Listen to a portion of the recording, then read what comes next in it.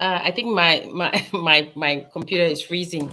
So good evening, everybody, and welcome to another edition of the Literary Hour. This Friday, March 11th, 2022.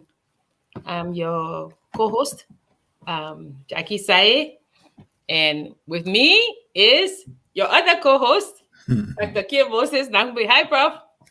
Hi, Jackie. How you doing? I'm okay. How are you? Fine, fine. Just like to say, I'm just hanging in here. Yeah. Today we're going to talk about the power of doubt.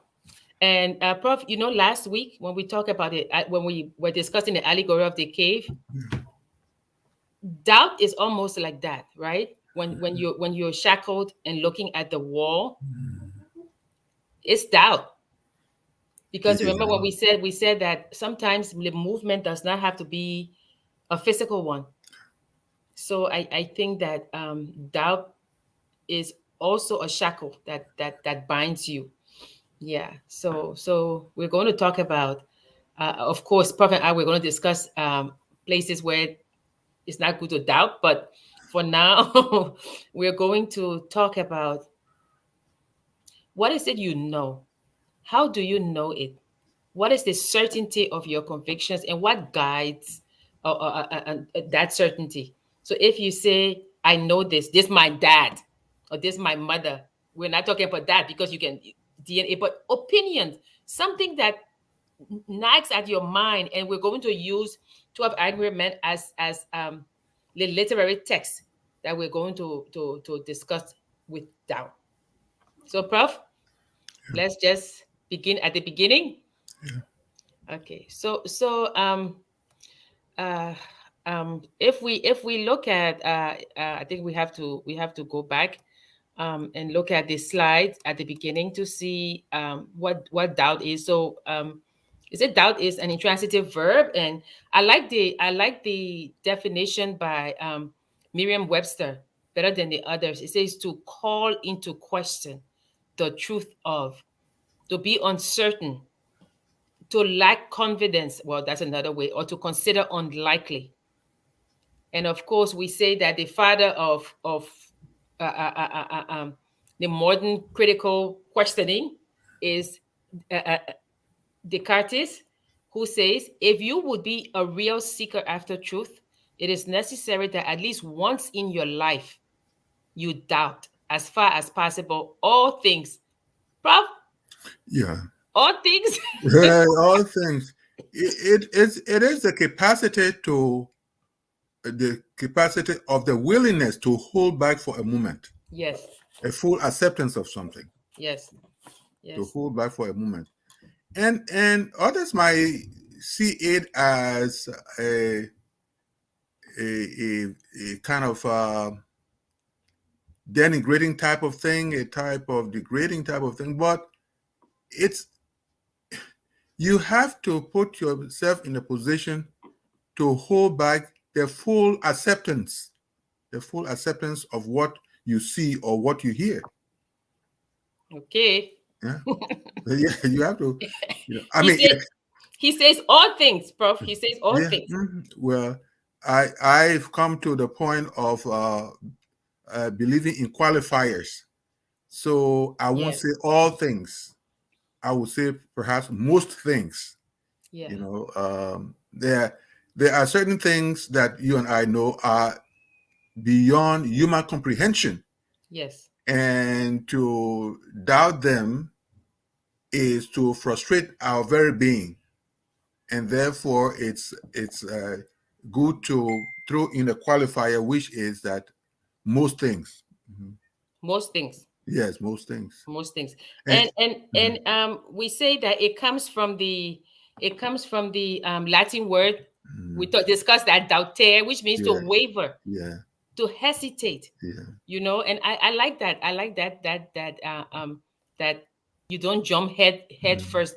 I think there's a proverb that says nobody tests the depth of the water with both feet. mhm, Yeah. So yeah, I like that. So let's talk a little bit about Mr. Descartes, mhm, right? It's like the Cartesian doubt is a systematic process of being skeptical about or doubting, right?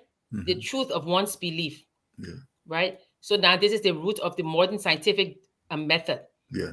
So doubt the truth of all beliefs in order to determine which could be certain to Hmm. be true, right? And then, of course, he says, uh, cogito ergo sum. I Hmm. think, therefore I am, right?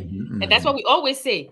But then they say that it's even further. It says, dupito ergo cognito, cogito ergo sum. I doubt, therefore I Hmm. think, therefore I exist, Yeah. right? And Prof, that's very important because when he says I think, therefore I exist, it's like, it's almost like thinking is air. Yeah. You know, when you're thinking, when you're thinking, he said I think, therefore I exist.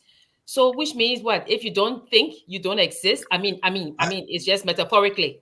I, well, I see it as if you want to be brainless, if you want to be brainless, of course, because it is the human brain that is the engine of the thought process. And if you do not see it, you don't see its relevance, therefore the need to use it, then it would have been better that you don't have brains. Yeah, Yeah, yeah. so So that's so what for so me. That's how I see it. we're going to talk a lot. We're going to read a lot of quotes, and the ones that I like, it says that only foolish people think that they know so much. Yeah. You know, what is that phrase we used to say in LU? It says wisdom is what is it? Knowledge is content because it knows so much, and wisdom is happy because it knows no more. Okay. You know, so I think that, the third slide, we'll go to the third slide before we start our discussion. And the third slide is a quote that I just found, but I think is so apropos to what we are discussing. And it says, and your doubt can become a good quality if you train it. Let's see, no, Prof, before we Mhm. continue, what did it say? Yeah, you got to train it. Yeah. Yeah, and it says it also say that oh, sorry, Prof, I'm trying to send this. He say it must become knowing, it must become criticism. Ask it whenever it wants to spoil something for you, why something is ugly. Demand proof from it, test it, and you will find it perhaps bewildered and embarrassed, perhaps also protesting. But don't give in. Insist on arguments and act in this way, attentive and persistent every single time. And the day will come when instead of being a destroyer, it will become one of your best workers, perhaps the most intelligent of all the ones that are building your life. I like that, Prof. Yeah. Yeah, because he's saying, you have to question, but this act of questioning things, you have to train it so that it becomes a part of you, so that you're not embarrassed or anything, that you say, I need to know this. So curiosity, not just for curiosity's sake, but to inform your judgment, I think. What do you think, Prof? There's a guy called William Golding, Golding, Yep. and he talks about the three grades of thinking. Yes. Uh, the first, he says, has a very large audience because it kind of provides near flow. The second, he says, takes interest only in creating trouble through your thinking. You ridicule people and what have you. That's what you do. You stir up problems, but you don't know how to answer those problems or questions. And the first is, he says, the major, of course, the critical one. It poses questions, which is doubting type of thing, and leads in the way of providing the answers. So, in the case of what we are talking about, train yourself to thinking. Because thinking is a challenging thing. If you can't train yourself to thinking, kind of finding ways in which you find the right angle and what have you, then definitely people will always think that you are polemic, Yeah. just for the sake of being that, and it can cause problems. So yes, I agree that you have to train yourself. That activity called thinking, you got to train yourself to it. So we come now to the text that we're going to use Yeah. to discuss doubt. Mhm. And I always say, if you haven't read this, and you always say most people haven't read this, but Yeah. we're going to use 12 Angry Men Mhm. as the play Mhm. to discuss doubt. I see that Franklin Ben Weller is watching, and Chebo, so I know they've read 12 Angry Men. Oh, you know the rest because they watch it. You are Frank, don't stubborn. fail me. I know you've read 12 Angry Men. So we're going to discuss 12 Angry Men, and we're going to discuss doubt. We're going to discuss it step by step because it's an act in three plays. I mean, a play in three acts. So we're going to discuss the first act. We're not going to tell you the entire thing. I know some of you will know it already. But, Prof, let's set the stage about 12 Angry Men. You set the stage about just the first, set the scene. What's happening in the scene? Yeah. But the first part is that uh, in fact, the movie is in such a way that by the time we know what's happening, instructions are being read to the jurors, Yes. and the judge emphasizes uh, that there should not be any reasonable doubt. Yes. Yeah, that's what he So says. yeah, there shouldn't be any reasonable doubt. Okay. If there is a reasonable doubt in your Then, of minds course, as to the yes, guilt of the accused, then yes, you must declare him not guilty. yes, If, however, there is no reasonable doubt, then he yes, must be found mhm, guilty. So yes, that was and that is the task. that's the actually that's what happens in criminal cases. Okay. Oh yeah, I Mhm. forgot. Yeah, you're a lawyer. So yes, Prof. Yeah, criminal cases, yeah. Yeah. Yeah. Because actually, this person eventually is capable of losing uh, His life. his life. Yeah. Yeah. Life and limb. They will say. So you've got to be very careful. Yeah. So the way it's set up is that this young guy of ethnic origin, he's Hmm. not black, but he's of Hmm. ethnic origin. Hmm. He is accused of killing his father, Yeah. of stabbing his father Stabbing. to death. He maintains his innocence, and the people say that they're trying him because there's overwhelming Yes. evidence against him. So he's going to be tried. And Yeah. these 12 men, I find it strange that there's no woman, but then Yeah. But again, Prof, 12 huh? Angry Men. They say 12 Angry Men. Oh, if you I know. watch, there are other versions where women sneak women. They sneak into the cast and they become part of the cast. That sort of a thing. That's other versions of the movie. But the Yes. one of the 1957 is just all men, just as the title says. Yeah. So he's accused of killing his father. He goes to court. There's overwhelming, according to the prosecutor, there's overwhelming evidence. So they send these people to discuss the verdict, Yeah, to deliberate on the verdict. yeah, So these 12 men, they go in the room. They are of different statuses in life. yeah. You have a Business people stockbroker, and all that. you Yeah, have a teacher, yeah, you have somebody who owns their own business, yeah, you have different people, so they're in the room. And these people, as they come into the room, they're just ready to say guilty. yeah. Say, my man, this man guilty, this boy guilty. He killed his father, so and so. So let's look at the reason why they say he's guilty. First, there are some in a room that say, the man is, and I will be reading because I do have the play. So some say, the man is guilty because we know that these type of people, they kill. Yeah. So, Prof, there's an element of xenophobia, if not Yeah. racism, Yeah. xenophobia, Mm. right? And then there's some that says, "Oh, I just feel it in my gut. Yeah.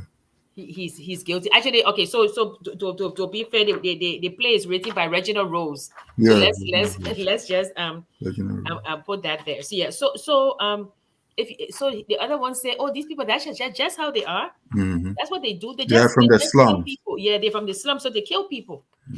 So the other ones say, "I just feel it in my gut." Right. So if we look at some of the readings, juror number 10, Mm. your favorite juror, Prof. No, no, no. I'm No. just kidding. Juror number 10 say, look at the kind of people they are. You know them, Mm-hmm. right? I'm reading from the Yeah. Yeah. place. He said, you know them. So for him, he has made this young Mm. boy guilty Yeah. because this young boy belongs to a certain group. The So the boy stereotypes. is guilty. Mm-hmm. Okay. Then they decide to cast the other man. He has to go because he has a football game. So he Yes. got time to be wasting. So he says, let's just vote. They vote. 11 found the guy guilty. Mm-hmm. One not guilty. And don't forget, it says that there must be 12. Yeah. The verdict must be unanimous. Yeah.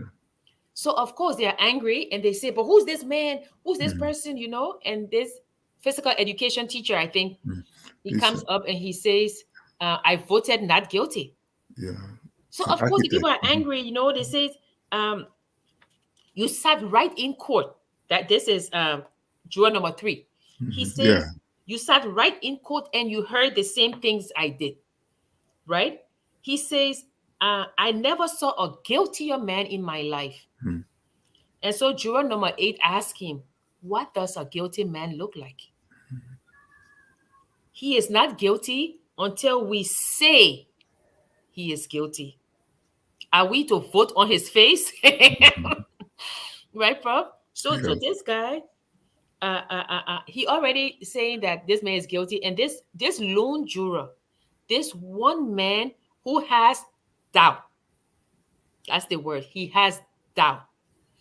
And you know what I found very interesting, Prof, Mm. is that when they ask him and they said, why do you think he's not guilty? The answer was, I do not know. Mm. I really thought he was going to say at the beginning, the man didn't do this, he didn't do it. The man said, I Mm. don't know. But I have doubt. We need to talk. Prof, expand on that. Mm-hmm. Yeah. We need to talk. And he goes on to say also that we need to talk. Yes, And there is something about discussion. yes, There is something about discussion that brings freshness yes, to a specific phenomenon. yes, And if you lose track of that, then there is a problem. You yes, want to swallow something, a hook, line, and sinker. And you have to, if you want to put your brains to work, you have to kind of ignore that temptation. You have to sidestep that. So that's what he says, I don't know. And then he yes, goes and says, we need to talk. yes. He said, And I the want other to said, talk. talk Yeah, what? The man is guilty. Talk what? Okay, yeah. now tell us how long should the talk be? And he said, And well, juror number 7 said, I don't care if you talk for 100 years. I'm not yes. going to change my vote. The man Uh-huh, is uh-huh. guilty, Yes. right? Mm-hmm. And he keeps saying that, look, this boy will lose his life. Yeah. This is the death penalty. Let's Yeah. talk. And this guy say, this is juror number 10. Mm-hmm. He says, I don't mind telling you this, mister. Yeah. We don't owe this kid a Yeah. thing.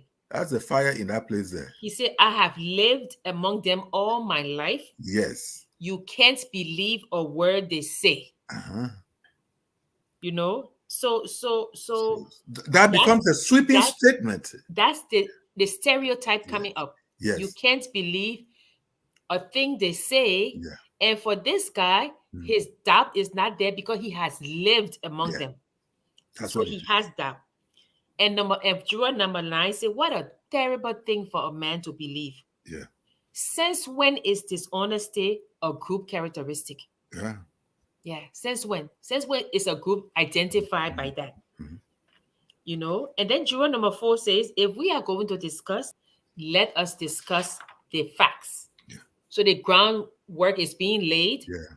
right? Because if you watch them, they play in the beginning when the I think it's, I don't know, juror number 8, when he's sitting with the other guy, he says, oh, the prosecutor did a good job, and he was ready to convince the, Mhm. the guy in the Mhm. beginning. Mhm. So he said, and then you see almost a foreshadowing.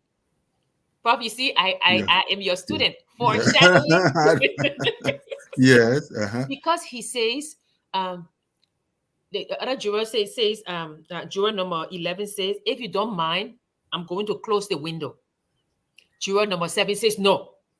So already there's division coming there. The other juror, all he wants, he got football game. Yes. He not yet to waste his ticket. The Mm-hmm. man Yes. guilty. Let's Yeah. just move on. Yeah. Mm-hmm. Okay. That's And then 7. juror number 12. So Prof, you see, in this jury, there are people of all demeanor. Mm-hmm. There's some who just want to listen. There's the very old guy who is very touchy. Mm-hmm. Mm-hmm. There's the immigrant. Yes. There's the businessman, Yeah. right? There are so many Yeah. people A in this, diverse group. Very yes, diverse group. Yeah. diverse group. Yeah, yeah. So then there's one. So he says juror number 12 say, I have an idea. I'm just thinking that it's up to me to convince that maybe if we talk for a minute. So you see now it's no longer juror number 11, Mm-hmm. right? Yeah. Juror number 11 was the physical science teacher, right? Yeah. Yeah. So juror number 12 is saying, why don't we just talk? Let's just talk. So juror number 2, who is this timid little man Yeah. who The have, banker. yeah, nothing to advance except that, not except that he feels it that the man is guilty. Mm-hmm. He say, I just think he's guilty. It's obvious, right? So why they're discussing that the man is guilty, uh juror number 8 says again, nobody has to prove otherwise. Innocent until proven guilty. The burden of proof is on the prosecutor. Juror number 2 comes back. I mean, well, anyway, I think he's guilty, right? Then juror number 3, he said, let's face facts. So not now. These are the facts that they are basing this Yeah. on. Number 1, Mm-hmm. there's an old man who lived down on the second floor, right under the where the murder happened. Yes. And the man said he heard loud noises, Mm-hmm. that people were fighting. He heard the little boy, I mean the young man, say to his father, I'm gonna kill you, Mm-hmm. right? And then a second later, he saw the body falling down, Mm-hmm. right? And then he knows that's what happened, right? And So, but the little boy or the young adult or the young boy, he said he was at the movies. yeah. He said, I wasn't there. But the old man says, the man said, you're going to kill him, pa. And I heard him, he killed him, pa. And there's another part to it where he, the elderly man, said that he came to the door Yes, yes, after the thought. He came yes. to the He door, came to the door. and then he saw this fellow Yes. running out of the building. It's very So much important for us to understand that part because yeah. Because later on, that thing will come to haunt him. yeah. So he said he went to the door, he saw the man running. Yeah. Mm-hmm. So little by little now, they are trying to convince this lone juror to vote guilty. Yeah. He's asking them, unlike this other timid guy who's saying, I just know he's guilty. There's this other guy who's saying, oh, they all can lie anyway, so they're guilty, guilty. but the other people are trying to build the case to tell this lone juror, juror number 11, right? Yeah, juror number It, 11, the, the, that the, they it's, say, in yeah, fact, juror the number lone 11. juror is juror number 8 because Sorry, he is the one who is on top the of physical them. science teacher, Henry Fonda, is juror number The juror 8. he's juror number 8, and he is Okay, an architect okay, because he's going to bring in the laying out of the floor plan and what have you to test whether this guy really rushed to the Rush, door yeah. to see the guy coming out. Okay, okay. Sorry, I mixed them because they don't have names, and I Yeah, think I think maybe it's significant that they don't have names; they have yes, numbers. Yeah. So they are trying to convince this juror number 8 yeah. that, look, come to our side. You're the only one who have voted not guilty, Mm-hmm. so you need to come to our side. So then the next thing is this old lady who said she saw Mm-hmm.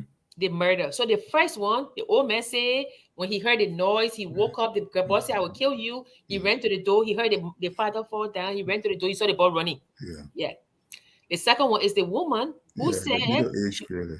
yeah, perhaps she was sleeping. She woke up, Yeah, and her building is adjacent. I mean to parallel. yeah, parallel to Yeah, and she could see yes, the murder taking place. yes. That's the second one. So they are going through, and one, and then juror number 8, this guy who says not guilty. It's very interesting because uh, uh, um, juror number 10, he says, I mean, juror number 8 asked juror number 10, say, but how come you believe the woman? Mm-hmm. Didn't you say you can't believe any of those people because they Yeah, can lie? yeah. How come you can believe Believe that this one. woman? Yeah, She's from the same group. yes, Yeah. So how can you not believe the boy, but you can believe the woman, right? Because the woman plays into his narrative of yeah, that the boy is guilty, yes. right? So of course they're going now. So then the next one is juror number 6. He said, but what about the testimony from the people across the hall? Mm-hmm. Didn't they say something about an argument between the father and the boy around 7 o'clock that night? Right? Yeah, Then the other one said, no, I think it was 8 o'clock, not 7. Then he said, oh, it doesn't prove anything. It's just part of the picture. yeah. Then, of course, juror number 7 comes back. He said, the boss stole a car, right? He's being Mm-hmm. arrested for mugging. I think he stabbed somebody. So, of course, he's guilty, right? So they're bringing all these things to Henry Fonda, who is juror number 8, to say to him, you have to vote with us. We are going to take away your reasonable doubt. Mm-hmm. And when we're done telling you why you shouldn't have doubt, you will vote with us, Yeah, right? So Henry Fonda is not is kind of like listening to them, questioning them, right? And he's still saying, I don't know, right? I don't know, right? So juror number 3 is a very interesting character, Prof. he is bringing his family biases Mm-hmm. to the case. His son had become mischievous. They had a fight, and he ran from home. Yeah, yeah, And that is like eating. That whole tension is eating him raw. Eating juror number 3 raw, yeah. and each time he keeps saying, I don't have anything against. You see, so that's one of the things we see in some instances, in many instances, when someone is saying something like that, I'm just carrying on my duty. I'm not, I have nothing in my heart for you. It's just that if someone is repeating that, you must know that there is something under that, and he's trying to repeat whatever he thinks can what get him out of the tension of being what very much mean person based on certain things that may instigate his meanness, and You that's know, what we Prof, see. that's what they say, right? They say if you say it's not about the money, it's about the money. Is Yes, it's not about the money. I have nothing against you. If Yeah, you have something against that person, yeah, you because know, he says because he's bitter, because he's a bully. Yeah. He says his son, I will make a man out of you. Yeah. So he's hit the boy hit him back, Yes. and it's been, I don't know how long. Yes. He hasn't seen his son for 3 years. Yes. So he says, ratting kids, he said, Yeah. you work your heart out. So Yes. he's bringing all his personal biases in Yes. this. Yes. Yes. And then Transparent aggression. he says, you don't want, he said, you don't want, he said, we are missing the point here. That's juror number 4. He said, let's Mm. say he's a product of a filthy neighborhood and a broken home. We can't Mhm. help that. Yeah. We are not here to go into the reason why slums are breeding grounds for Uh-huh. criminals. They are. I know it, so do you. The children who come out of slum Yeah. backgrounds are potential menaces to society. And you got number five Then, to come in. juror number 5, Prof, who has been sitting quietly. Yes. Every time they say something, he's like, no, no, no, I'll pass. No, no, no, no, I'll pass. He comes Yeah. up and he said, I've lived in a slum all my Yeah. life. I don't know whether you smell it on me. Yes, he says, I used to play in a backyard that was filled with garbage. Maybe it still smells on me. Huh? And then of course the other guy go, oh, it's nothing personal. He said it is personal. He Yeah. said it is Hmm. personal. You know? Yeah. So now they have established this. They've established, one, the environment that the boy is a criminal. Two, the group he's from, Yeah. this ethnic minority, Yeah. makes him a criminal. Three, the old guy heard, I'm going to kill you. The Mm. boy said that to his father, Mm. makes him a criminal. Yeah. Then the lady who heard the tree and she Yeah. heard the thing, when she went through, she looked, she saw the boy killing her Yeah. pap, makes him a criminal, right? The slum, everything. And then juror number 3 says, what about the knife? I'll let you discuss the knife before we go on to Yeah. talk about what the man did with the knife. So what about the knife? Yeah. Why the knife was so important? That was the instrument. That was the instrument he used to allegedly kill uh, the the father. Yeah. And then the question is, where is that knife? And don't forget, the Because storekeeper said, what? they said that was one of its kind. The only knife. That was one of its kind. And so, Don't even say it the word of his kind. Put it in like real way. The only the only knife. yes, so that's what it is. Yes, he said And it was the only knife, one of a kind, yeah, right? mm, And the boy said he got it for his friend. yes. Yeah, yeah. And And he said what? He said if the knife dropped, that, he mhm, said the knife dropped from the hole in his pocket and he yeah, never saw the knife again. yeah, But as the knife was used to kill the father, yeah, right? Right. So now juror number 8 says what, yeah, Prof? He says it's possible that the yeah, boy lost the knife. So I want those who coming later to understand all the thing. All these people are doing, they are laying out the case yeah. against this little boy, well, this adult, this young boy, 18, yeah, 18 18 years old. He there, killed his yeah, father. They are in this room. They voted. 11 people voted guilty. One man stood out and said, no, I have doubt. So they are trying to convince this man that, my man, some of us got things to do. If you don't get no life, we got to go. Just mhm, vote guilty. And the man said, no, I have doubt. Right? And I will put it back on his screen. If there is a reasonable doubt in your mind mhm, as to the guilt of the accused, you must declare him not guilty. mhm. If, however, there is no reasonable doubt, then he must be found guilty. So that's what they are trying to do. Yeah. Yeah. and and there they are. There's a fallacy, as we know, that is bandwagon. The fallacy of bandwagon. Bandwagon, yes, bro. Yes, the Yes. idea that the 11 got there, then the last one must get there too, so they will Yes. go. Yeah. So we can go. There has Yeah. to be unanimity. Yeah. Yeah. Yeah. So of course they are doing that. So now Uh, um, uh, and then the question is, um, number four is saying to juror number eight, obviously you don't think the boy is guilty.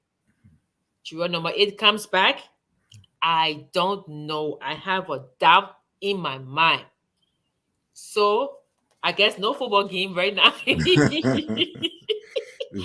Yeah. So now after this, after they've laid out, right? There's 11-1. They're trying to convince this guy that all of these things happen, right? And then they bring the knife. So when they bring the knife, they show it. They say the man said this knife was made for this boy. Yeah, None of this it's knife, so and only, so. So juror number eight says, I want to see the knife. Right, Prof? yes. So now juror number eight is ready. He's ready now to present his own case. Yes. But he starts with the murder weapon first. He said, I want to see the knife.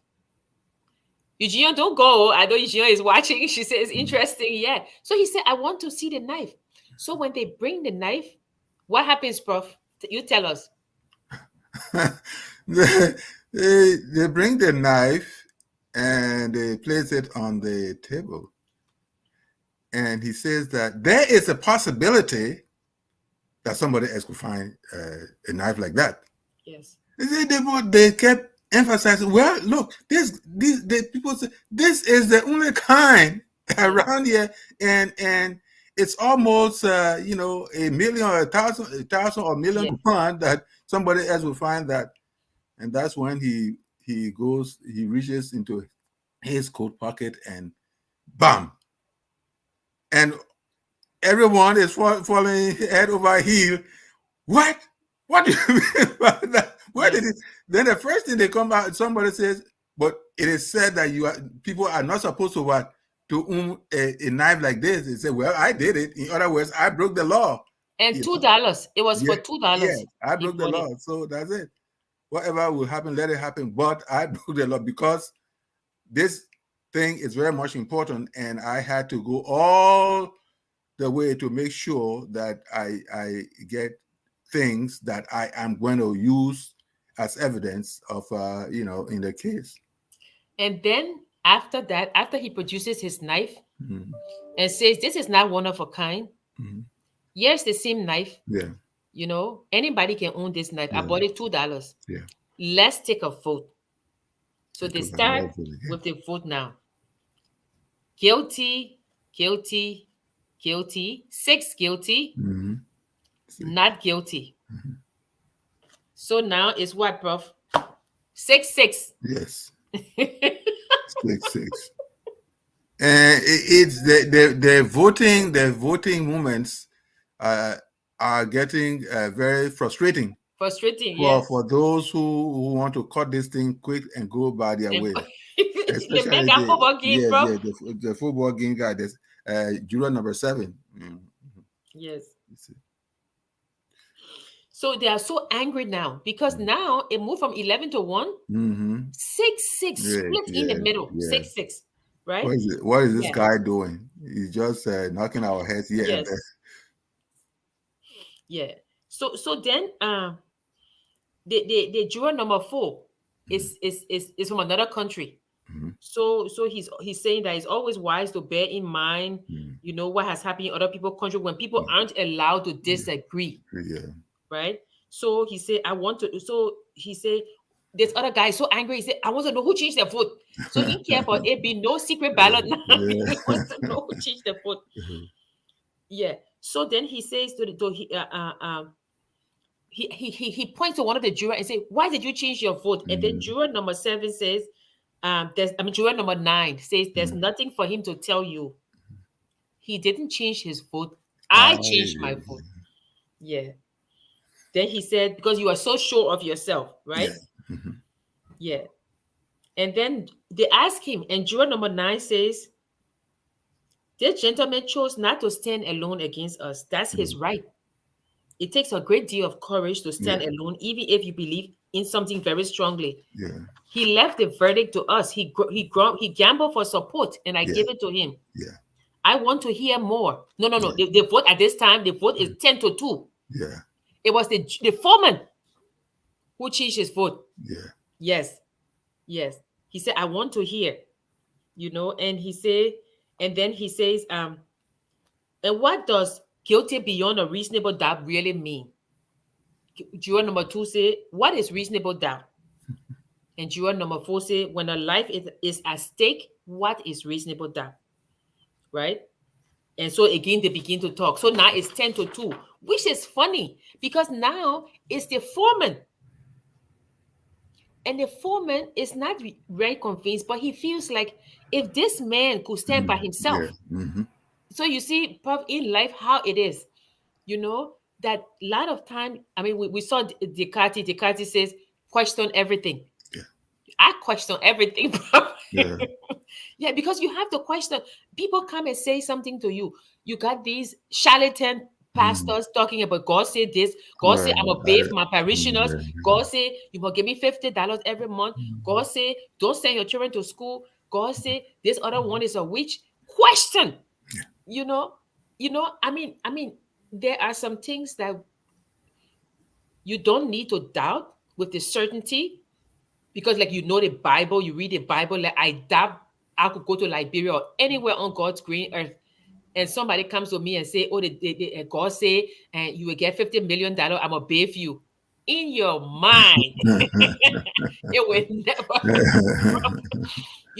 But sometimes the certainty comes with the conviction that Yeah. But this man, there was doubt. There was doubt. So he was questioning. And then of course Joel number 7 got angry and said, if the kid didn't kill his father, who did? Mm-hmm. And then Joel number 8 comes back. Prof, you're a lawyer. This is very interesting. He said, as far as I know, we are not supposed to decide whether or not the boy on trial is guilty. No, we are supposed to decide whether or not the boy on trial is guilty. We are not concerned with anybody else's motive. Yeah. Yeah. And I'm worrying about who else killed the man. Yes. I'm worrying about this This is boy. the case that is Yes. before us. Yes. This is the case that is before us. Yes. And the facts have been, where presumed facts have been presented and what have you. And Yeah. it is on the set of facts we are operating. Yeah. Anything outside, may be unfair to the guy whose life is on the line. Yeah. And juror number 8, right? He finished walking that walkway Mm. in the allegory of the cave. Yeah. And has come to a point of surety. And some people are following him now. Yeah. But there are others who are still shackled. They refuse to Yeah, even turn. still They can't even shackled. turn their head. Yeah, they are still And shackled, right? juror number 9 happened to have been his first accolade. Yeah. Yeah, As yeah. So they are angry, and of course they are talking and they are screaming, right? And yeah. so uh juror number 8. Now is his time. There are 2 now against 10. Yeah. The people have laid out their story. They have laid out the case. They've tried to convince him. Now the foreman is not really on his side. The foreman is just supportive that this one man can stand by himself. So he's going to move and be by the man, right? So then juror number 8 starts to tear apart the case, to question. These are the things he has doubt with. Number 1, the noise of the train. The train is loud, Prof. The L train, yeah. Yeah. He said he's left by the tracks. When the window is open, the train goes by, the noise is almost unbearable. Yes. You can't hear yourself think. Mm-hmm. Yet this old man said, Yeah. what? Yeah, he heard. In fact, because one of the distinguishing things was that how is it possible that this old man would have heard the noise, would have heard and distinguish Yeah. this young man's voice Yeah. with the train roaring past and this particular act going on? It was simply impossible within the context of the noise, for the old man to have distinctly identified that the voice was that of the young man. Yes. So that became the first thing that it had to deal with. And juror number 6, who happened to have been a painter, Mm-hmm. uh, was in such a situation, and it kind of confirmed the sort of noise that often occurs when the L train is going by, and So, they and when all it, talk about it. when the L train is going, the noise is Yeah, unbearable. yeah, Yet the old man said he heard the yeah. boy say, "I will kill you." Kill you, yes, So that's the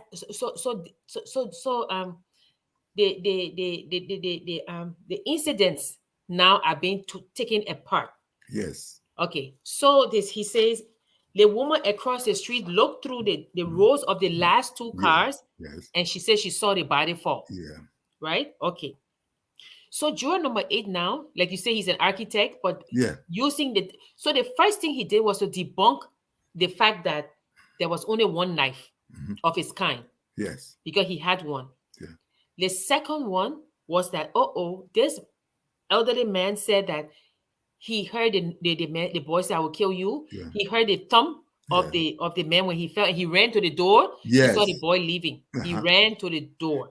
And saw the man leave, The the woman boy leave. said that she heard the boy say, "I will kill Mm. you." She looked through the two cars Uh-huh. And and she saw, saw the murder. uh, Okay, so now juror number 8 says an L train takes 10 seconds mm, to pass a given point. yeah, The L had been going by the old man's window for at least 6 seconds and maybe yeah, more before the body fell, according to the woman. yeah, The old man would have had to hear the boy say, "I'm going to kill you," while the front of the train was roaring rabbi, yeah, past.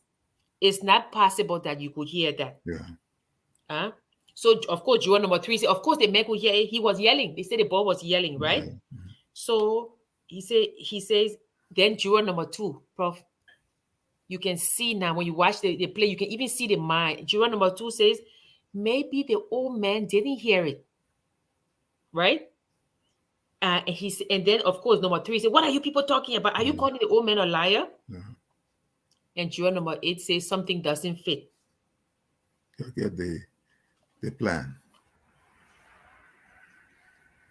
That's But with the, but but Prof, mhm, you know, I really, really like this play. That's why when you said 12 Angry Men, I said, "Oh my God." Because Prof, it's not only the dialogue, it's the way these jurors inhabit their character. When that old man, the juror, is talking about the other old man, yeah, Prof, that is, I mean, look, so juror number 8 is saying that this man could not possibly have heard this boy saying, "I will kill you." mhm, He could not have possibly heard the man fall. He could not have possibly run to the door mhm, to see the young man yeah, leaving after he supposedly killed his father. yeah, And then juror number 3 says, "But why would he lie?" And juror number 9, Prof. Oh, Prof. The elderly man, the old man yeah, understands why this old man would lie. Why? He says, "I looked at him for a very long time.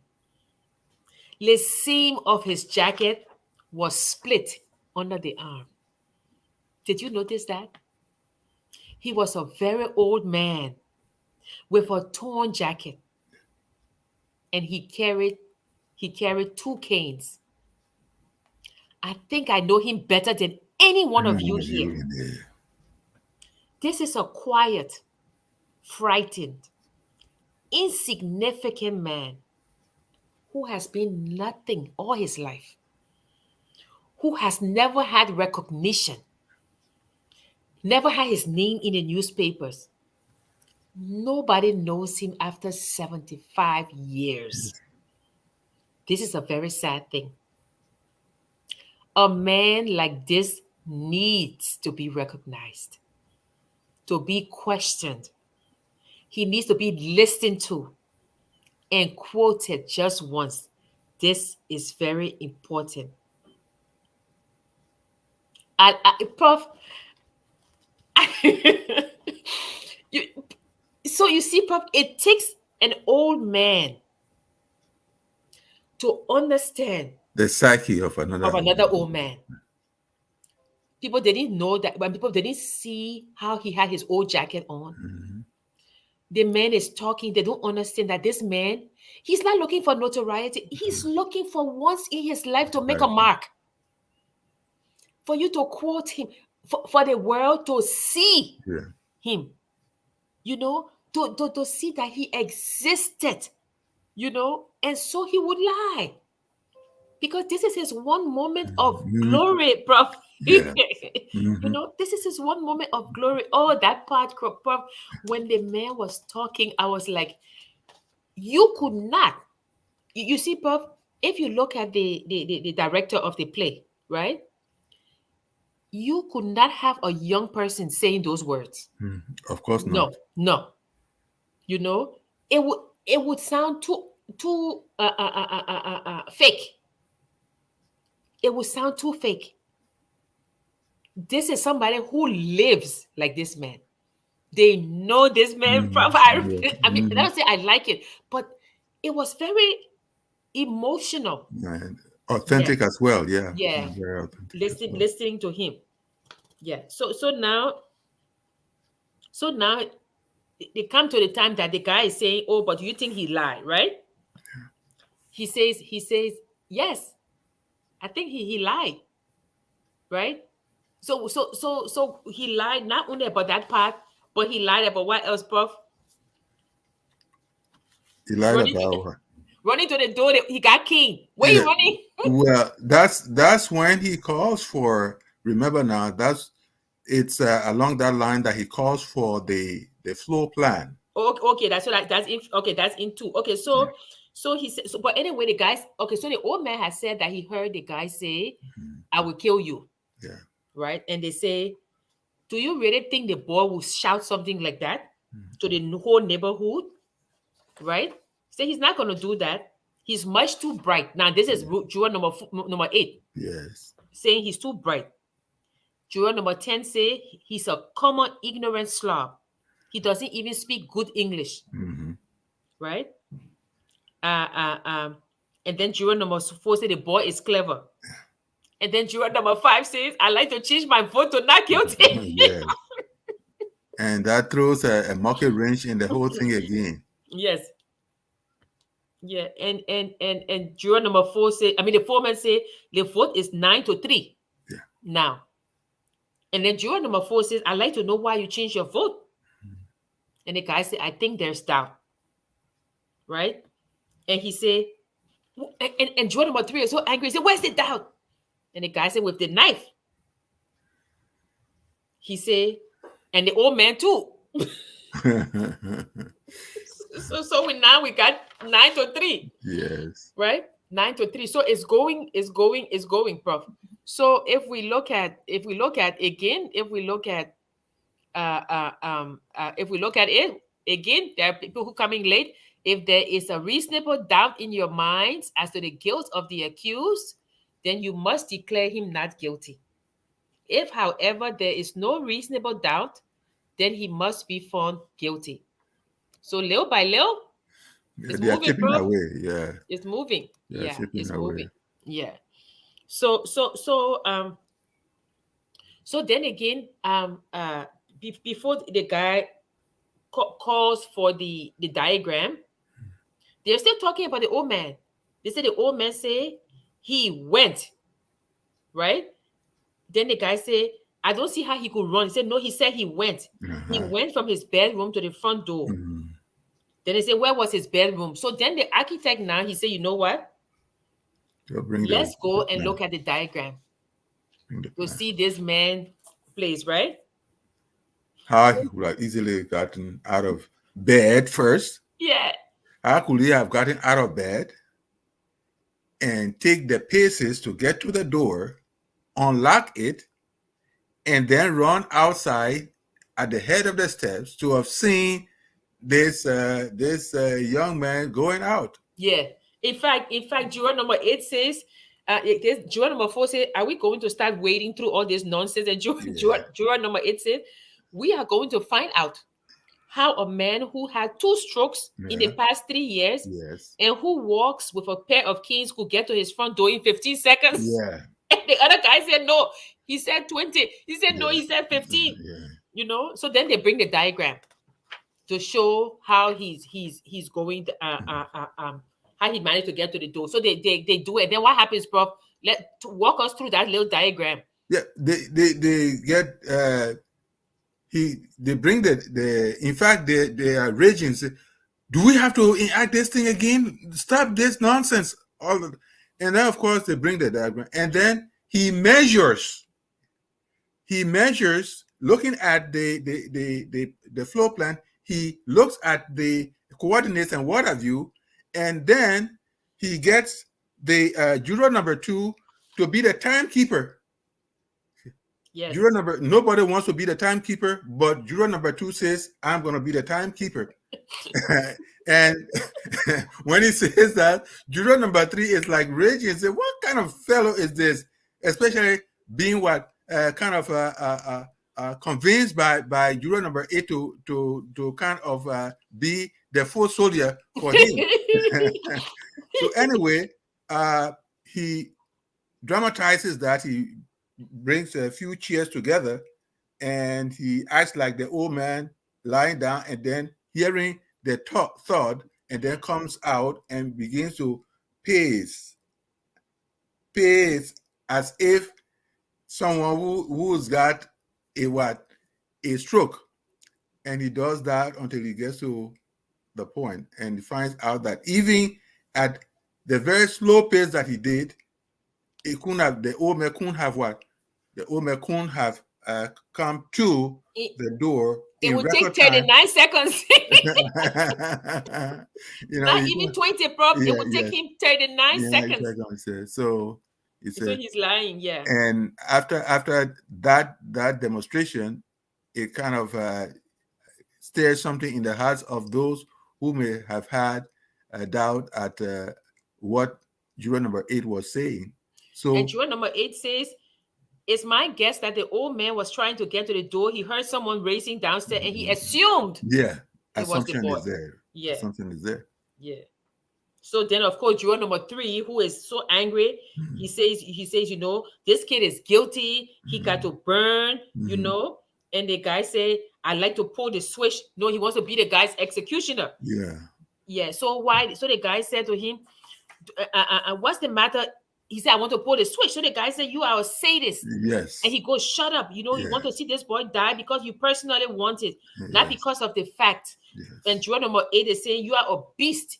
You disgust me. And juror number 3 says, I'll kill him. I'll kill him. Okay. Yes. And then juror number 8 says, you don't really mean you will kill me, do you? Yes. And that is what he had said.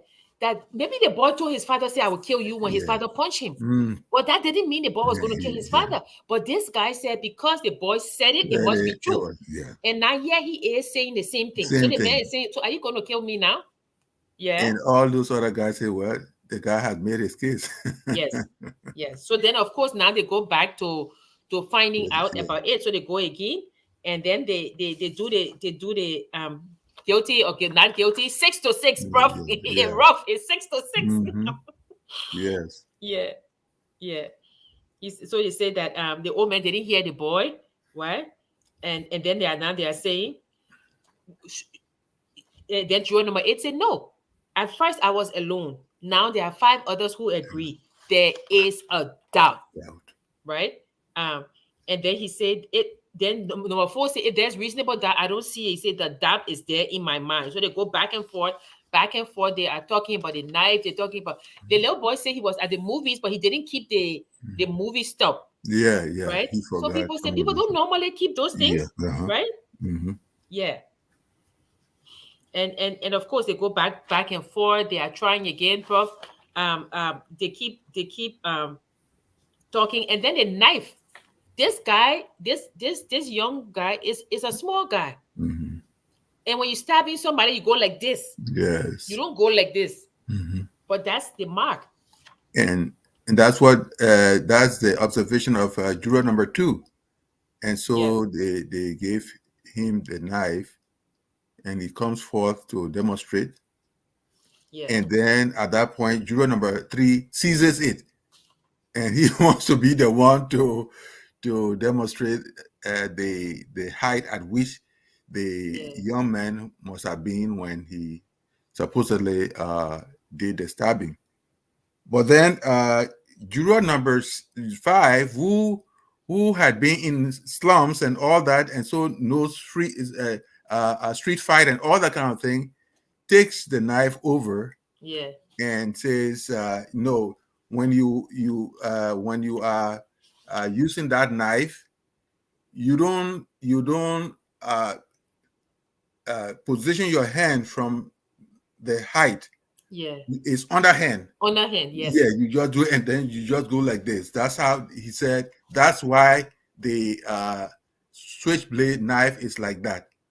You don't have yeah, time to switch it over and then hold it up and bring it down. No, it's underhand. You do yeah, that. yeah. And juror number 8 says that to murder someone must take a great emotion, great hatred, right? Yeah, And at yes, the moment he would handle the knife as best as he could, and a trained knife fighter yeah, would handle it as if he had been trained underhand, yeah, right? But the kid is being very smart.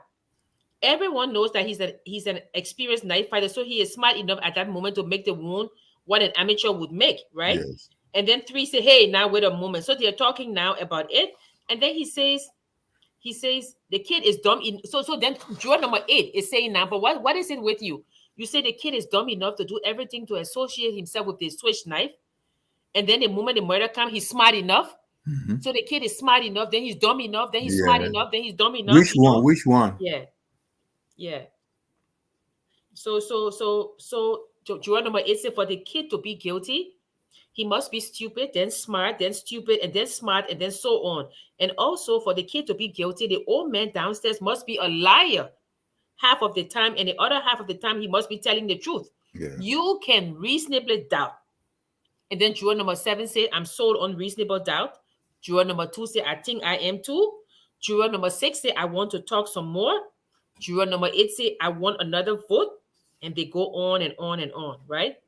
Yeah. And then number 10 says, again, he's angry because, of course, because of his family life, Yeah. right? He says, I don't understand you people.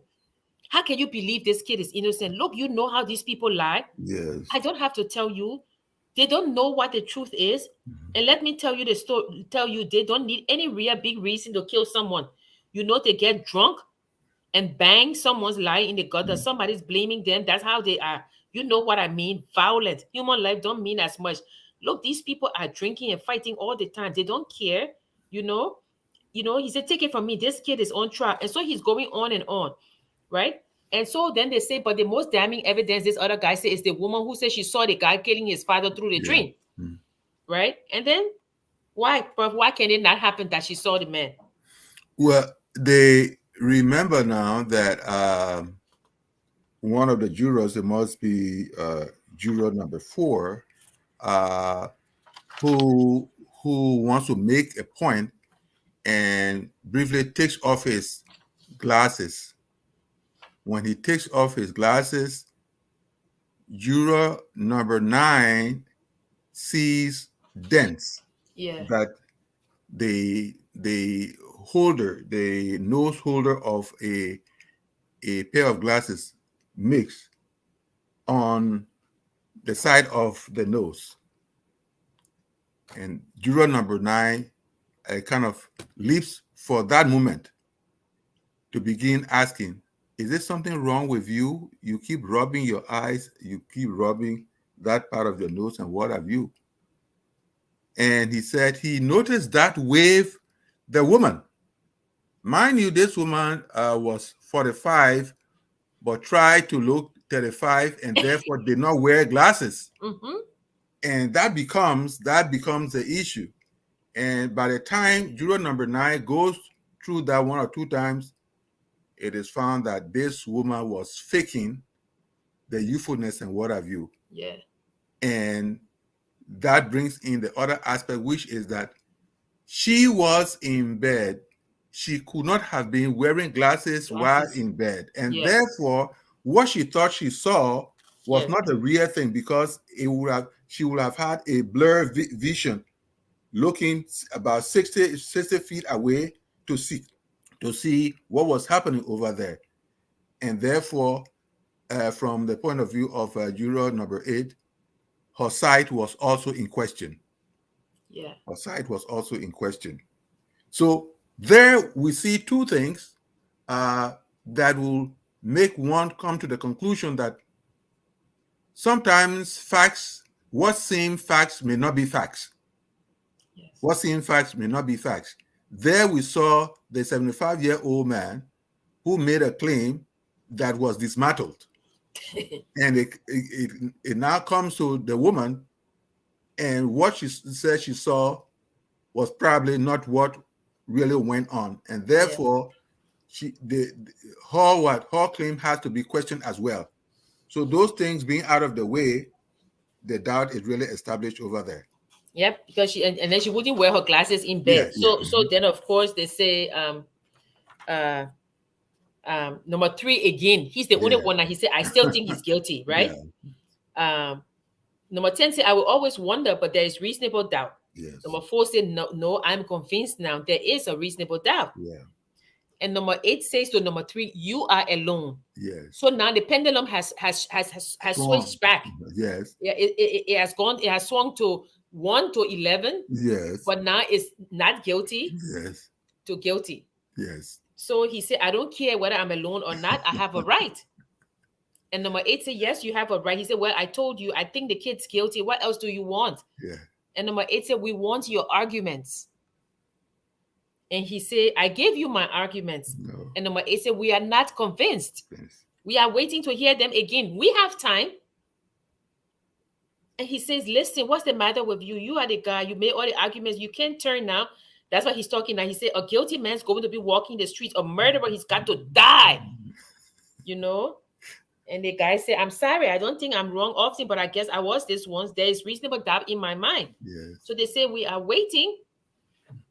There is a great deal of courage to stand alone. If it is a hung jury, there will be another trial. Some of us will be pointing these things out to the various lawyers. We are waiting. So they decide to go out to the judge. Number 3 is the only one who says,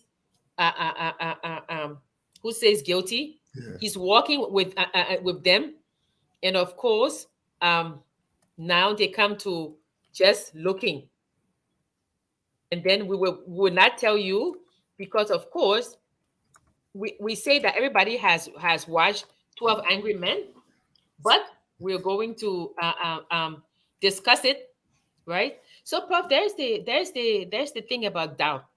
We said we're going to talk about doubt, about reasonable doubt, as in the case of legality, but we're going to talk about doubt in the case of questioning things. You know, somebody says, "Oh, this thing happened. Oh, this is Liberian history." We question. We want to know. You know, we're not going to take anybody's word for it. You know, just because you say it's true doesn't mean it's true. There are some things, like we say, that you cannot question, but this one you can, right? We go back to to Descartes, who says that you have to question everything. Prof said no. Prof said no. So here's the quote. He said, I like the scientific spirit. Walt Whitman, of all people. Walt Whitman. The holding off. The being sure, but not too sure. The willingness to surrender ideas when the evidence is against them. This is ultimately fine. It always keeps the way beyond open, always gives life, thought, affection, the whole man a chance to try over again after a mistake, after a wrong guess. Yeah. So this phenomenon calls for honesty. Yeah. The urge to pursue and the honesty to give up when all things have been explored Yeah. and there isn't any reason to doubt. Yeah. So it has to begin in honesty and end in honesty. That's at the heart of it all, as I see it. And it's also like the Socratic method. Mhm. You are questioning, right? You are questioning. You are looking for answers to these complex ideas, but maybe the Yes, answer that is presented is not the one. yes. You It's like have doubt. it's like you have to move beyond the low hanging fruit. Yeah. You have to move Yeah. beyond the low hanging fruit.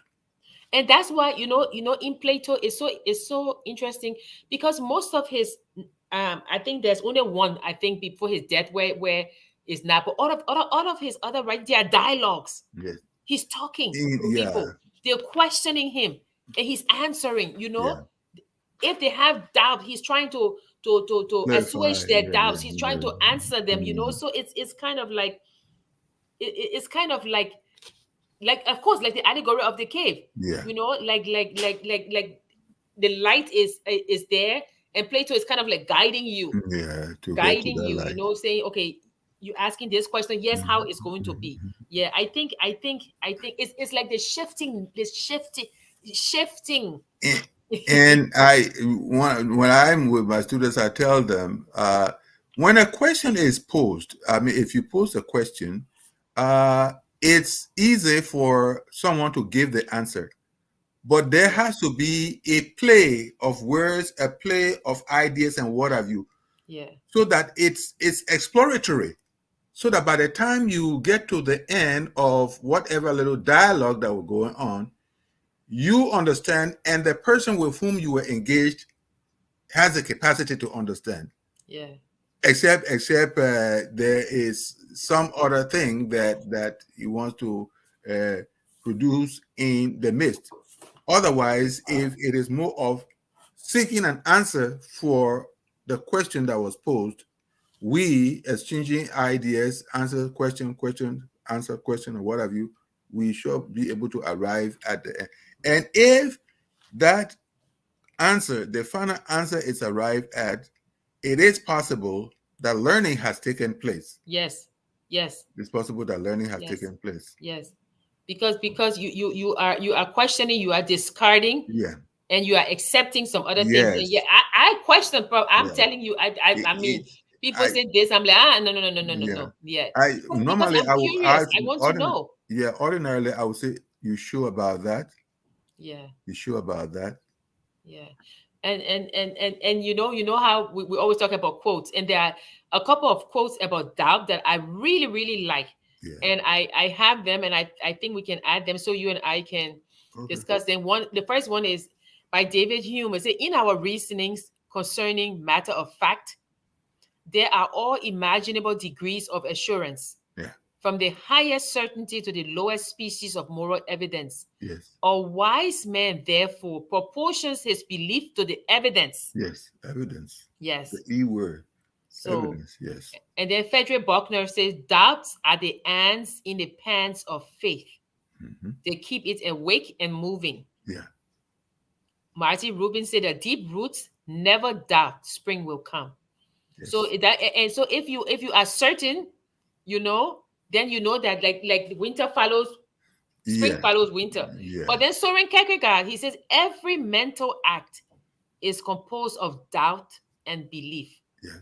But it is belief that is the positive. Yeah. It is belief that sustains thoughts Mhm. and hold the word together. Yeah. So before you get to that belief, you must doubt. Yeah. Don't be accepting No, no, everything. no, no. Don't be telling no Holy Y- Ghost man to say, Yeah. I Well, will give you my I money so mean, you get. like I'm I coming told from. you, there are certain things I'm so much beyond, because if you even get to the point of telling me that, I may not be rude to you, but I would simply say, I'm sorry, but I can't continue with this dialogue. I'm sorry, but I can't continue with this line of your thought. Yes, You know, yes, yes, So yes. the the the the capacity to doubt is very much important. It is very important, It- especially in very significant things. Yes. You have to question. Hmm. I mean, I don't. It was Soren Kierkegaard who says that, or David Hume, a wise man therefore proportions his belief to Yeah. the evidence. Yes. One thing that really bothers me about our society, and I'm not just talking about the Liberian society, is the gullibility Yeah. of people. Well, it's even in this. Yeah, it's even in the United States of America. That's what I said. I Otherwise, said I said I'm not going to say Liberia. I said the oh, okay. gullibility. Sorry, I didn't hear that part. Yes, that's true. That's true. Yeah, Because you actually, know. otherwise, this hula baloo over COVID, eh, that is rich, where some people will give up the nonsense only on their dead beds. Yeah, They say, oh, you people go ahead and really take the vaccination. I doubted it, and this is where I am now. So see me and let it be a what? A lesson for you. yeah, Almost like talking about Ozimi Dias. yeah, You yeah, yeah, know. yeah. Look So upon my so and so, despair. but Prof, the thing is that like he said, and your DAP can become a good quality if you train it. Yeah, train It it. must become Mm-hmm. knowing. Mm-hmm. It must become criticism. Yeah. So you're training it. But like, for example, some people say, oh, we'll take computers to these people. Okay, so Yeah. these people, maybe they don't know how to do a Google search. Not everything on the internet is true. Mm-hmm. But they see it Yeah. and they say, oh, they don't know. They say, okay, you know what? These are the reputable search engines. Yes. These are the reputable places: the Smithsonian, the Historical Yes. Museum, the Yes. archives, has the Yes. trust. Instead of going University to those website. places, they Yes. go to any place and they say, Yeah. but it's on the internet. Uh-huh. So this guy is saying your doubts, you must train Yeah. yourself. You must educate yourself to know. Yeah. Uh-huh. You must have the tools Yes. at your The disposal. So when authentic somebody says sources. The this, authentic sources. yeah, Yes. when somebody says this, you say, I'll get back to you. Yes. One of the things, especially in growing up in the schools in Liberia, and I'm sure in other places, I don't mean to single out Liberia, but Mm. hey, I grew up there, is that the teacher wants you to think he's the Lord and gospel. Yeah. Prof, I'm sorry, I know you taught me, but we're talking about Yes. high school now. Well, You know, yes. it's like when I came to school here, and I would sit. I mean, the professor was saying, call me by my first name. We sit around the fireplace and we chat, we discuss, we read a book, we come. He never starts. He says, Jackie, what do you think? How did you find the book? And if you have a 7 in the class, you're not going to say, Prof, I didn't read the book. Yeah. You've read that book. And you start to explain the book, explain things, and then you go to the next person is talking, and he says, what can you add on to what Jackie said? Do you agree with Jackie? What areas do you disagree? You see, and I learned a lot from that. I learned that I must be able to justify Mm. my stance on what I've read. I must be able to back it by the page number, or the page numbers, so you're able to read and say, okay. And then something that he said was very important, Prof. I'm sure as a professor, I mean, there's not telling you, but he said to me, the footnotes are placed there for a reason.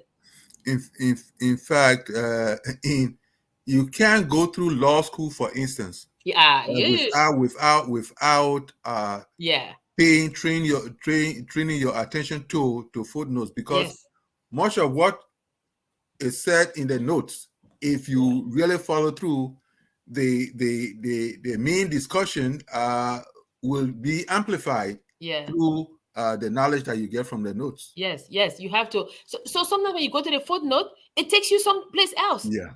and then you even forget that you're doing research because Yes. you're going on another tangent. Yes.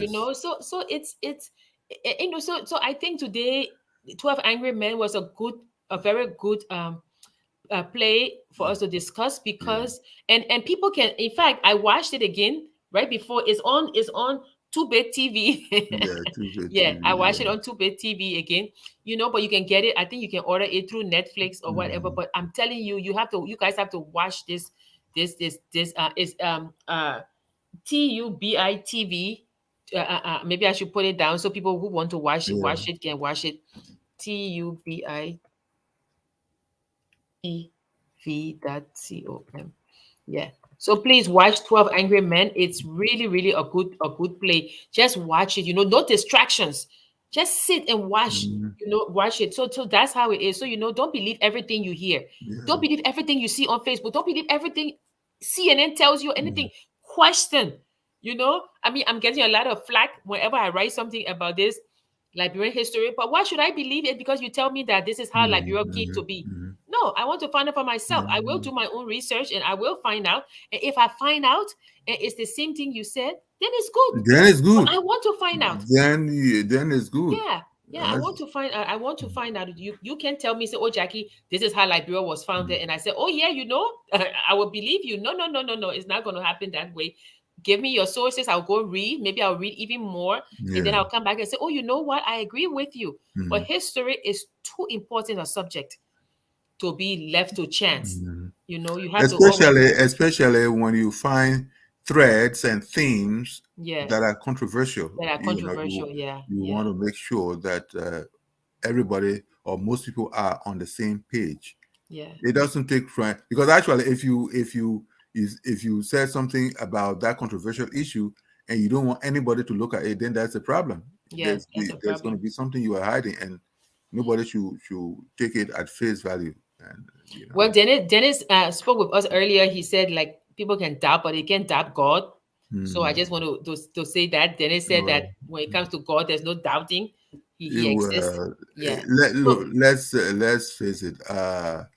You still have to, especially when there are claims and counterclaims on certain aspects of the existence of God. It doesn't. You know, when you doubt, it's not so much from a devilish position. That's what we have to. It's one of those things that we have to put straight here. The doubting is to, in the end, celebrate the truth. You see, doubting leads to the celebration of truth because yes, if it's ironclad that this is true, then definitely you gave kudos to such existence. yeah, doubt is not wrong. It's not always wrong. I mean, Prof, look at doubting Thomas. Huh? I think Thomas is No, no, yeah, no, no. Well, he didn't believe that it was Jesus. Jesus said, uh-huh. "Touch my hand. Yes, See the nails in my feet." yes, And when his doubt was answered, he said, oh "My Lord yes, and my God." my God, fell You at his see? feet. Yes. And then of course Christ said, "You fool." Blessed are those You say, "You fool, you had to see my nails before, but blessed are those who have not seen but yet and yet believe. believe." I know that. And that is the wonder, really. When I sit back and look at the Christian stories or what have you, it, almost every aspect of life, you will find something in the Bible to kind of convince you about it. Yeah. Um, Yeah. you get to the point of this guy coming out to touch Christ's wounds and what have you. If they had left that piece out of the Bible, you know, it won't. There won't have been the strand of the story to make the case. But that became part of the story. So by the time you get through it, all you can say is, "Yes, I believe." I Yes, believe. I believe, Yeah. because one of the 12.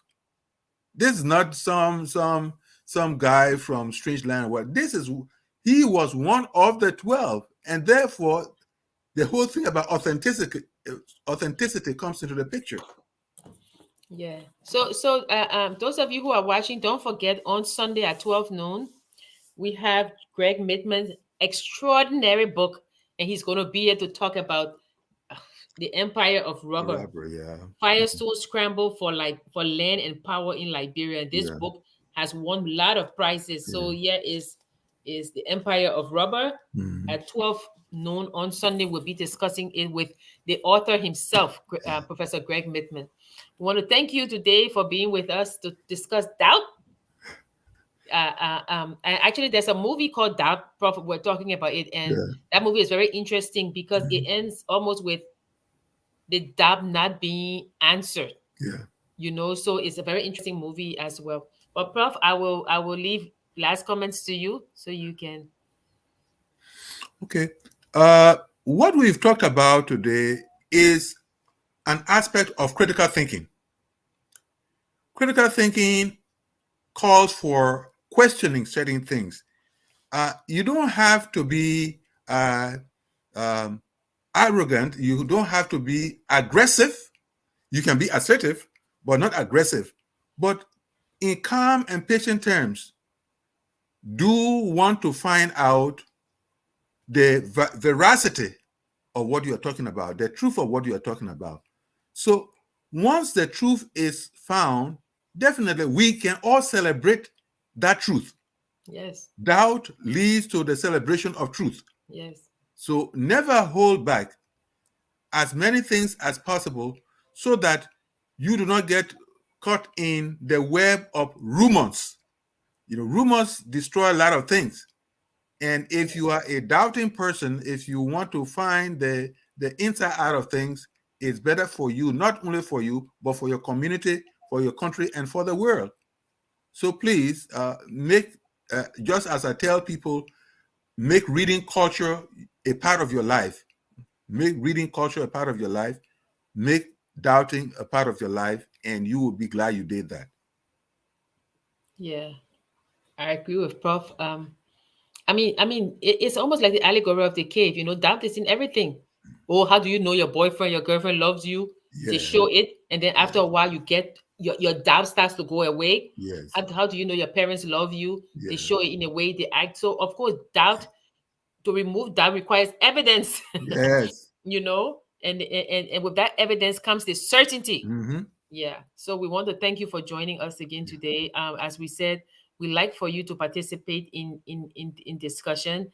Today we talk about doubt in the using the literary text 12 Yeah, Angry Men. yeah, We ask you to go and watch it. It's free yeah. on 2-Bit TV. It's free. In fact, after this, I'm going to Prof, get some wine and sit and watch it again, because I just like to see the interplay Yeah, between them. Yeah, but you see how people have doubts, people who were not strong in their doubts shifted, yeah, and some of them were solidified. But then at yeah. the end, like I said, we're not going to tell you what happened at the end. You go watch the movie Mhm. or they play. But thank you again for joining us. I know some of you have very beautiful days and evenings now. Spring is coming, but you decided to come and join us. Thank you. We want to say that whether you are